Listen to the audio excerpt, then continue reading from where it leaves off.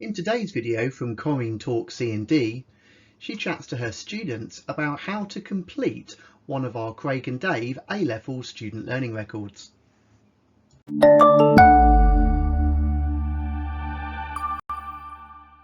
So this is going to be your first SLR.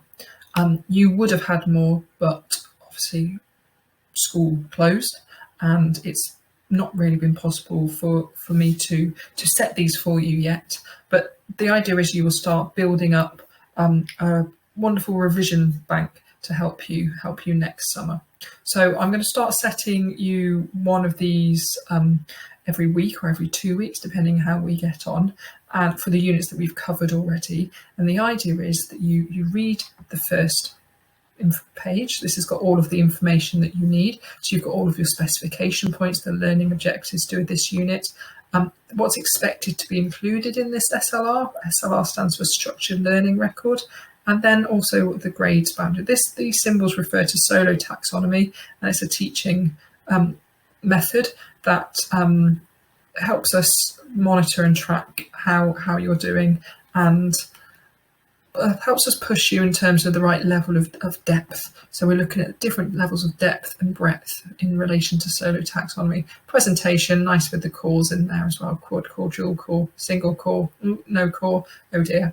I will give you feedback afterwards. So I'm not sure how I'll type into that at the moment, probably in another format, and then your response. You have examination questions on the back, and then on the inside it's completely blank. The idea is that you write notes, you write everything you know about this unit relating to these specification points. Okay, here are some examples from previous students. What shall I close down? Okay, so here are some examples. You can do it by hand directly. I'd normally give you these as an A3 sheet and then we'd fold them over. You can do it by hand directly on the sheet, or you can do it by computer and then print it out as A4, or we print out as A3 eventually, and then we can stick them inside. At the moment, we're just going to have to keep them digitally for me to see. But of course, if you've got access to a printer at home, you can print them and start putting together a folder of every unit. So if we look a little bit closer at some of these, on each page, you can lay it out however you want. You can use different colours, highlighters, or just different colours. You can box things out, section things out, draw little diagrams to help you. Or you can do it by computer. You can do it completely digitally. You can use images and diagrams that are existing from any of the resources we've used. You can make your own diagrams. You can include keywords in tables, or you can include keywords as bullet points, and you can do comparison sections as well. So we've got bus explanation, performance factor explanation, the difference between von Neumann and Harvard here. Another method of laying things out. There's no right or wrong way of how you lay it out. It's got to be a way that suits you. Okay, and then there's another method of laying it out here. If you prefer not to do it as a PDF, so you think, well, that's going to be a bit too open-ended, I need a little bit more guidance, you can use the PowerPoint version. So the PowerPoint version has exactly the same information in terms of the specification learning points, links to the textbook, which don't forget you can have digitally on Classus, or if you don't have your own, and direct links to the Craig and Dave videos. This time it gives you key questions to think about. So what are the Boolean operators and their associated logic gate symbols? So you show them, you demonstrate them, you put pictures on them, but then you'd also explain them. So it's not just about having the different operators and the logic gates, but it's also explaining them.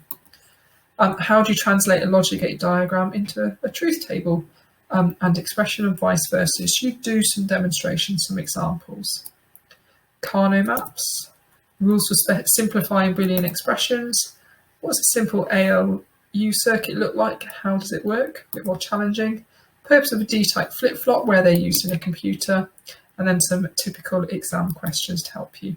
The final slide is your minimum expectations and learning outcomes. You can tick them off as you've done. You must show, you must include, you must include. Everything in red is to do with the full A level, which obviously you're doing as well. And then when I provide feedback, I would typically tick these sheets. Obviously, you can hand in the PowerPoint as is, and then I can feedback directly on it, or you can submit work as a photograph of your work, or if you do it on the computer, send it to me, the work, and then when we get back to school, we can print it and put it inside the A3 sheet ready to go in your folder.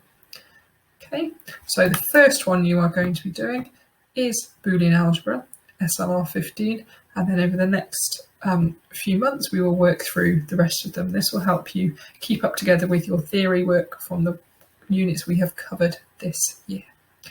As always, if you have any questions, please do just contact me. Good luck.